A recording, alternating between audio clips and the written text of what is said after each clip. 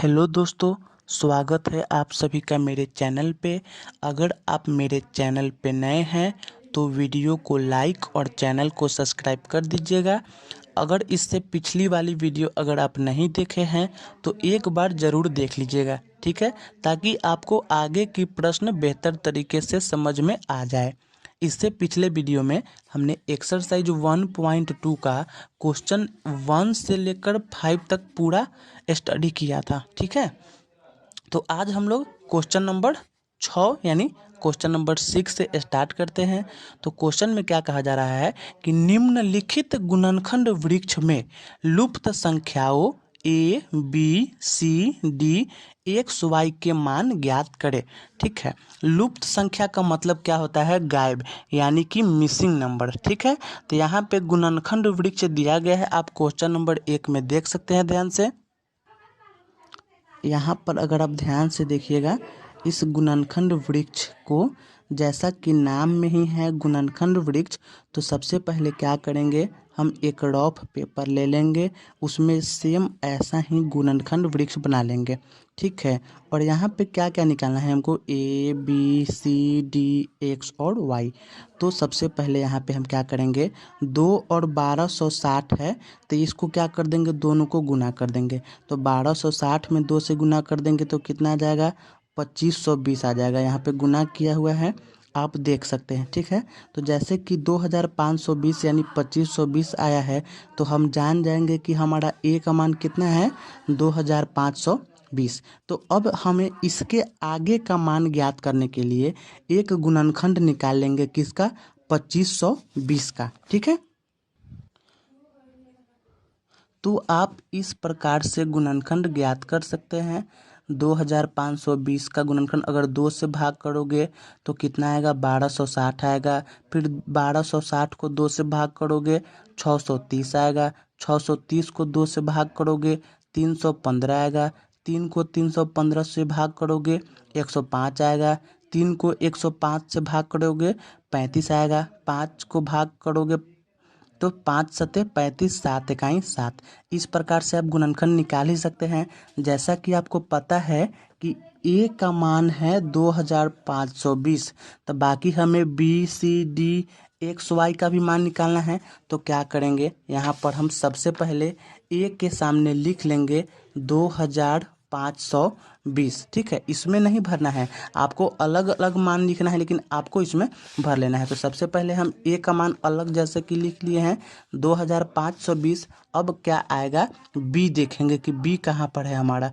B यहाँ पे है 630 के बगल में, यानी कि हम बी के जगह पे क्या अंक भरेंगे कि उसको 1260 से भाग करने पर 630 आएगा। तो आप गुणनखंड में देखिएगा कि 2 से 1260 में भाग किए हैं तो 630 आया है। तो बी के जगह पे क्या हो जाएगा आपका 630, सॉरी बी के जगह पे आपका हो जाएगा 2, क्योंकि 2 से भाग किए हैं हम तो 630 आया है, तो बी का मान हो जाएगा 2। अब उसके बाद आता है सी का मान, यानी कि 2 में 630 से भाग करेंगे तो कितना आएगा, 630 में 2 से भाग करेंगे तो कितना आएगा। तो 630 में 2 से भाग किए हैं तो कितना आ गया है, 315 आ गया है। तो सी का मान कितना हो जाएगा, 315। तो यहाँ हम सी का मान 315 लिख लेंगे। अब हमें निकालना है डी का मान, ठीक है। जैसा कि हम जानते हैं कि सी का मान 315 है, तो इसको कितना से भाग करेंगे कि 105 आ जाएगा। तो 3 से ही भाग किए हैं तो 105 आया है, तो डी का मान भी हमारा कितना हो जाएगा, 3 हो जाएगा। क्लियर है, यहाँ तक तो कोई दिक्कत नहीं है। अब आता है 105 डी के सामने, ठीक है। तो 105 में हम कितना से भाग करेंगे कि 35 आ जाएगा। तो 105 में 3 से भाग करेंगे तो 35 आ जाएगा, इसलिए x का मान भी 3 हो जाएगा। अब आता है y का मान, यानी कि 35 में अगर हम 5 से भाग करेंगे, 35 में 5 से भाग करेंगे तो कितना आ जाएगा, 7 आ जाएगा। और यहाँ पे y की जगह पे हम 5 लिख देंगे, क्योंकि 35 में 5 से भाग कर रहे हैं तो हमारा y का मान कितना आ जाएगा, 5। तो a b c d x और y का मान हमारा आ चुका है। ये ए का है, पहले हम निकाले थे गुणनखंड इसलिए यहाँ पे लिखा हुआ है। तो आप यहाँ देखेंगे ए का मान आ गया, बी का मान आ गया, सी का मान आ गया, डी का मान आ गया, x का मान आ गया, y का मान आ गया। तो इस प्रकार से आप क्वेश्चन नंबर 6 में 4 प्रश्न दिए गए हैं, आप आसानी से हल कर सकते हैं। ठीक है, अब अगला प्रश्न की ओर हम बढ़ते हैं।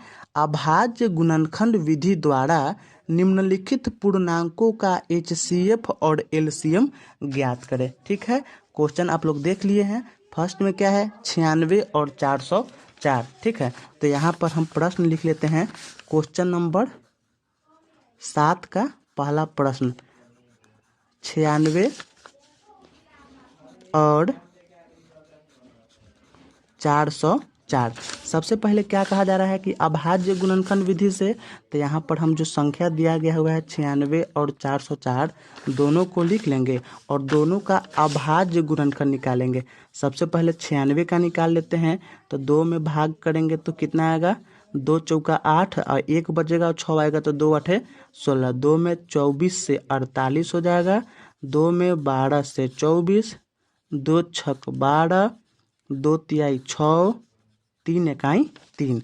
तो कितना आया है, 2 कितना बार आया है, 1 बार, 2 बार, 3 बार, 4 बार, 5 बार 2 है और 3 1 बार है। तो 96 के सामने सामने 2 गुने 2 गुने 2 गुने 2 गुने 2 कितनी बार, 5 बार, और 1 बार 3 आया है तो 1 बार 3 लिख देंगे। ठीक है, अब क्या करेंगे, 404 का गुणनखंड निकालेंगे। तो 404 का अगर गुणनखंड निकालेंगे तो 2 से सबसे पहले भाग करेंगे, 2 दूना 4, 0 के 0, 2 दूनी 4। अब 2 इकाई 2, 0 के 0, 1 आ जाएगा, 2 इकाई।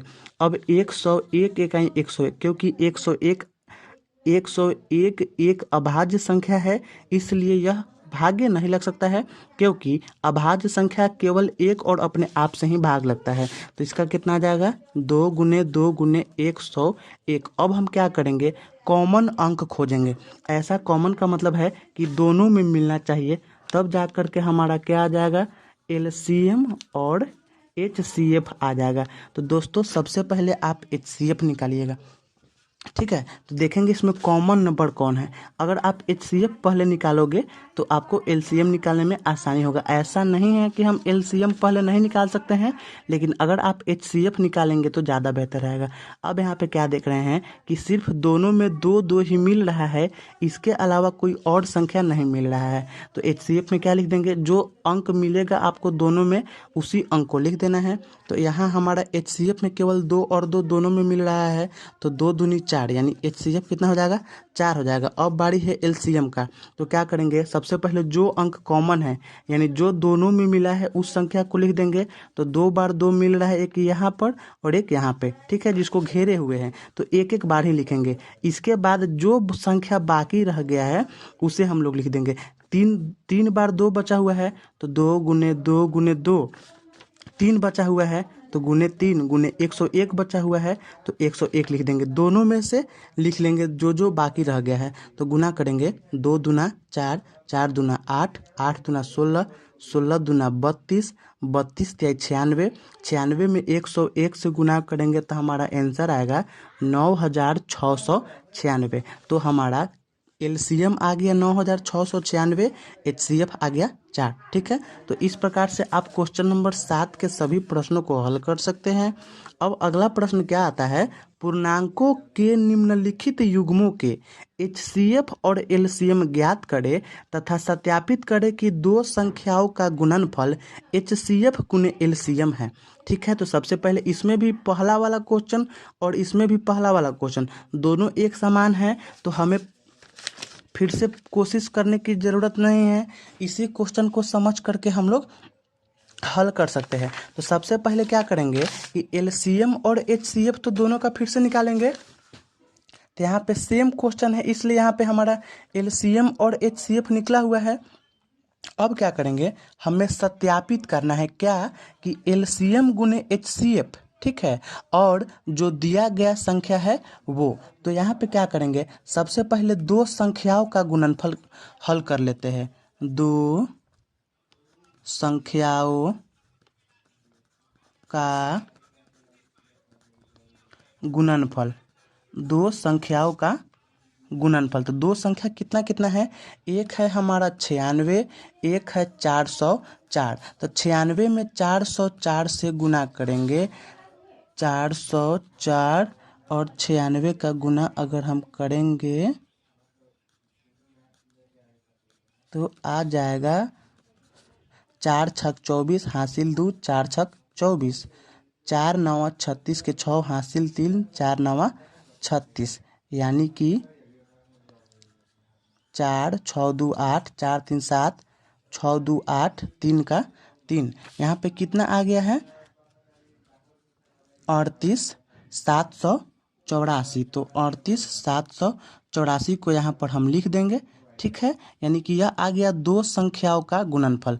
अब कहा जा रहा है कि एलसीएम गुने एचसीएफ या फिर एचसीएफ गुने एलसीएम। तो हमारा एचसीएफ आया है 4, एलसीएम आया है 9,696, ठीक है। इसको अगर हम गुना करेंगे तो 6 में 4 से गुना करेंगे तो 6 चौका 24 के 4 हासिल 2 आएगा।